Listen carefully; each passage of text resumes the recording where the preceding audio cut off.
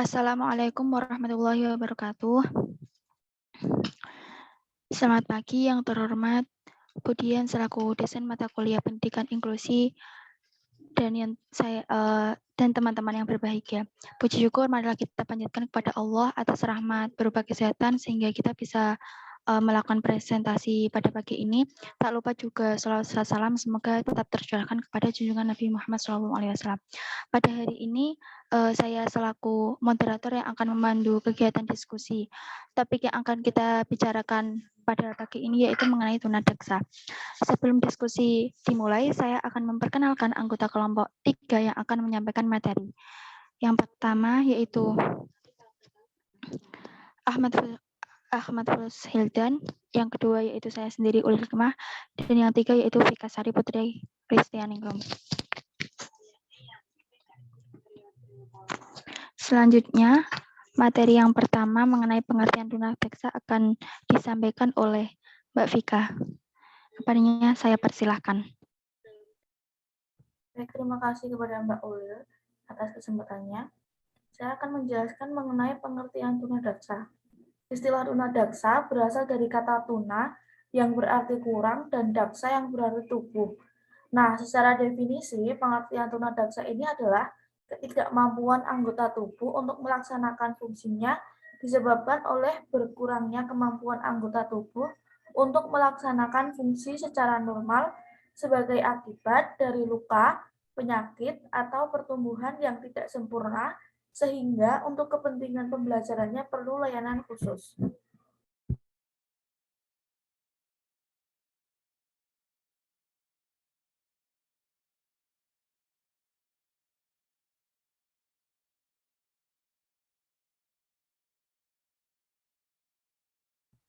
Nah, menurut Sumantri, pengertian tunadaksa adalah suatu keadaan atau terganggu sebagai akibat gangguan bentuk atau hambatan pada tulang, otot, dan sendi dalam fungsinya yang normal.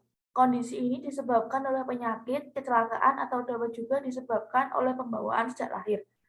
Dapat disimpulkan bahwa tunadaksa adalah suatu keadaan rusak atau terganggu sebagai akibat gangguan bentuk atau hambatan pada tulang otot dan sendi dalam fungsinya yang normal.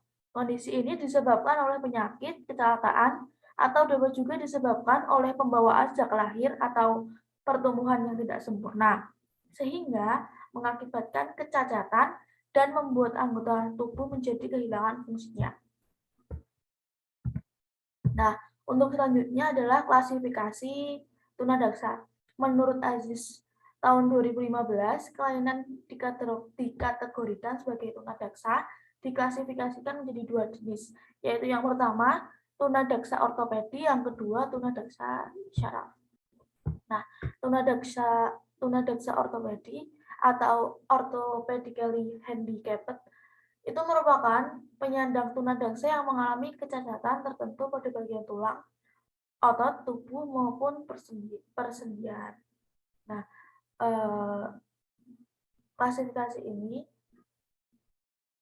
mereka mengalami kelainan kecacatan ketunaan tertentu pada bagian tulang otot tubuh atau daerah persendian baik di bawah sejak lahir maupun diperoleh kemudian, sehingga mengakibatkan terganggunya fungsi tubuh secara normal. Untuk tunadaksa saraf atau neurological handicap merupakan penyandang tunadaksa yang mengalami kelemahan pada gerak dan fungsi salah satu atau beberapa alat geraknya yang disebabkan oleh kelainan pada saraf otak. Mungkin waktunya saya kembalikan kepada Mbak Ulil. Terima kasih Mbak Vika atas penjelasannya. Selanjutnya saya akan melanjutkan mengenai karakteristik. Karakteristik anak tunadaksa itu ditinjau dari beberapa segi. Yang pertama yaitu karakteristik akademik, yang kedua yaitu karakteristik sosial atau emosional, yang ketiga yaitu karakteristik fisik atau kesehatan.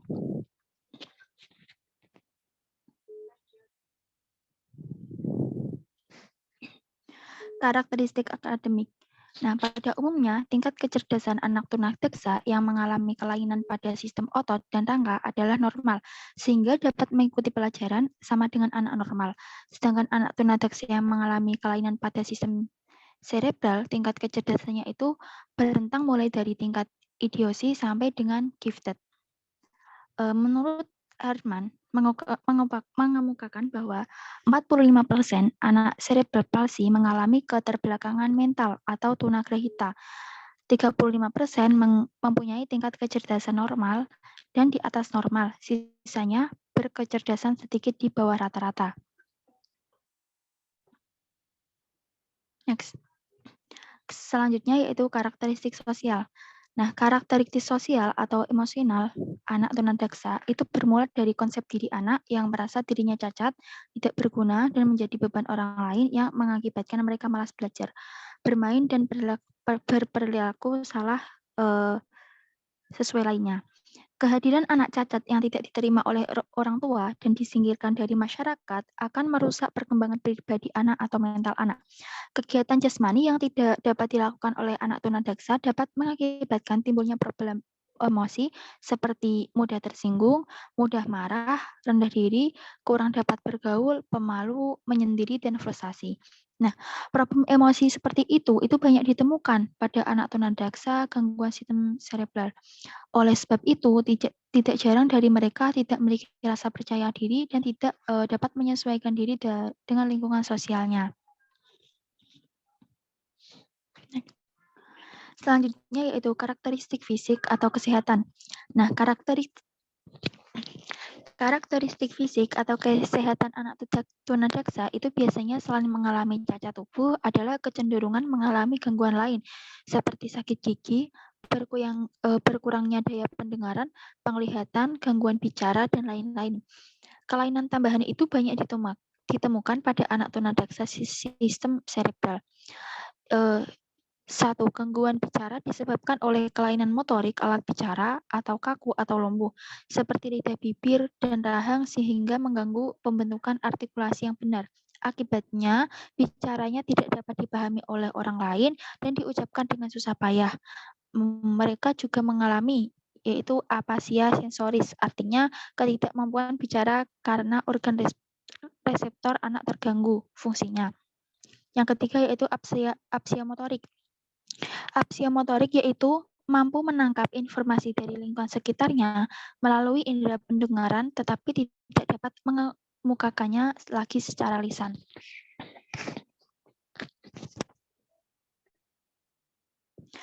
Anak cerebral palsy mengalami kerusakan pada pyramidal tract dan ekstrapiramidal yang berfungsi mengatur sistem motorik. Tidak heran, mereka mengalami kekakuan, gangguan keseimbangan, gerakan tidak dapat dikendalikan, dan susah berpindah tempat.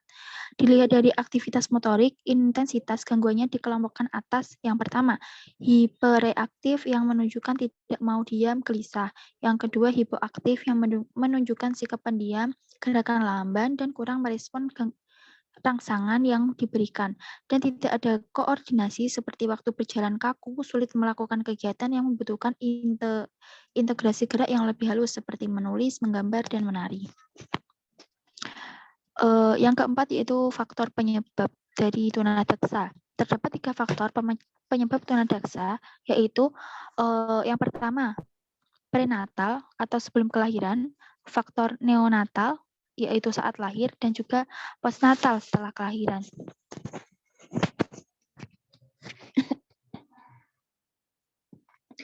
Prenatal yang pertama, saya menjelaskan mengenai prenatal. Kelainan fungsi anggota tubuh atau ketunadaksaaan yang terjadi sebelum bayi lahir atau ketika dalam kandungan dikarenakan faktor genetik dan kerusakan pada sistem saraf pusat. Faktor yang menyebabkan bayi mengalami kelainan ini saat dalam kandungan adalah anoksia prenatal. Hal ini disebabkan pemisahan bayi dan plasenta, penyakit anemia, kondisi jantung yang gawat, shock, dan percobaan pengguguran kandungan atau aborsi. Gangguan metabolisme pada ibu bayi dalam kandungan terkena radiasi, yaitu radiasi langsung mempengaruhi sistem saraf pusat sehingga struktur maupun fungsinya terganggu. Ibu mengalami trauma, atau kecelakaan. Trauma ini dapat mempengaruhi sistem pembentuk saraf pusat. Misalnya, ibu yang jatuh dan mengalami benturan keras pada perutnya dan mengenai kepala bayi akan mengganggu sistem saraf pusat. Infeksi atau virus yang menyerang ibu hamil sehingga mengganggu perkembangan otak bayi yang dikandungnya. Neonatal. Nah, mengalami kendala saat melahirkan seperti kesulitan melahirkan karena posisi bayi sungsang atau bentuk pinggul ibu yang terlalu kecil, pendarahan pada otak saat kelahiran prematur, penggunaan alat bantu kelahiran berupa tang karena mengalami kesulitan kelahiran yang mengganggu fungsi otak pada bayi. Gangguan plasenta yang mengakibatkan kekurangan oksigen yang dapat mengakibatkan terjadinya anoksia dan pemakaian anestesi yang melebihi ketentuan adalah contoh faktor neonatal penderita tunadaksa. Pemakaian anestesi yang berlebihan ketika proses operasi juga dapat mempengaruhi sistem persarafan otak bayi yang berakibat pada disfungsi otak. Yang terakhir yaitu postnatal. Walaupun proses melahirkan sudah berlalu, tidak ada jaminan seorang individu untuk terbebas dari tunadaksa seumur hidupnya. Penyakit seperti meningitis atau radang selaput otak, encephalitis atau radang otak, influenza, dipteria, dan pertusis adalah beberapa penyakit yang dapat berdampak fatal menyebabkan disfungsi otak. Selain itu, mengalami benturan keras di bagian kepala dan terjatuh dari tempat yang tinggi tanpa menggunakan pengaman kepala juga merupakan faktor penyebab tunadaksa. Selain itu, kecelakaan bisa terjadi pada masa bayi, misalnya terjatuh pada saat digendong, bisa juga terjadi pada saat anak sudah bisa berjalan, misal terjatuh dari tangga, terjatuh dari sepeda, atau mengalami kecelakaan dengan orang lain.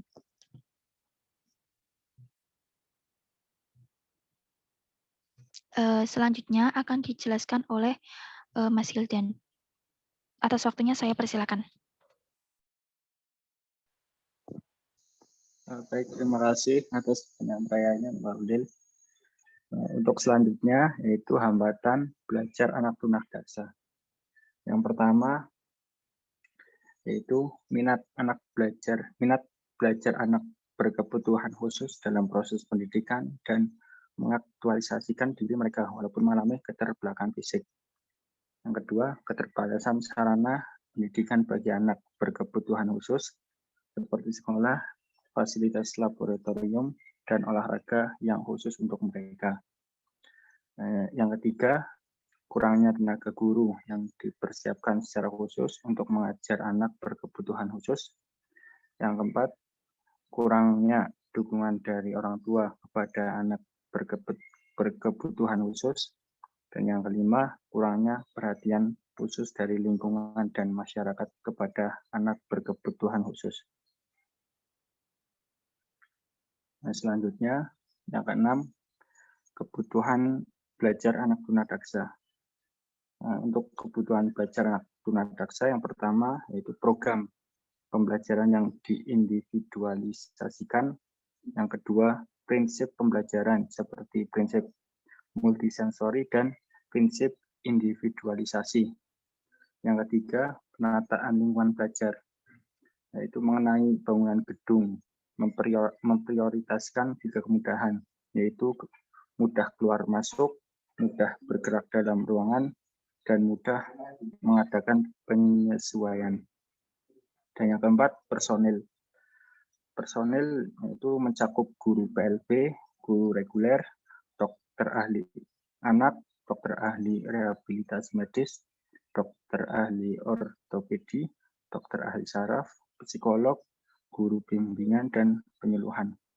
Untuk social worker, fisioterapis, occupational terapis, spek terapis, ortotik, dan prostetik. Selanjutnya, saya serahkan kembali kepada moderator. Terima kasih kepada kelompok 3 yang telah mempresentasikan. Demikian tadi presentasi dari kelompok 3. Bila ada pertanyaan ataupun tanggapan, bisa komentar di kolom komentar yang telah disediakan. Demikian, saya sebagai moderator memohon maaf atas kesalahan saya. Wassalamualaikum warahmatullahi wabarakatuh.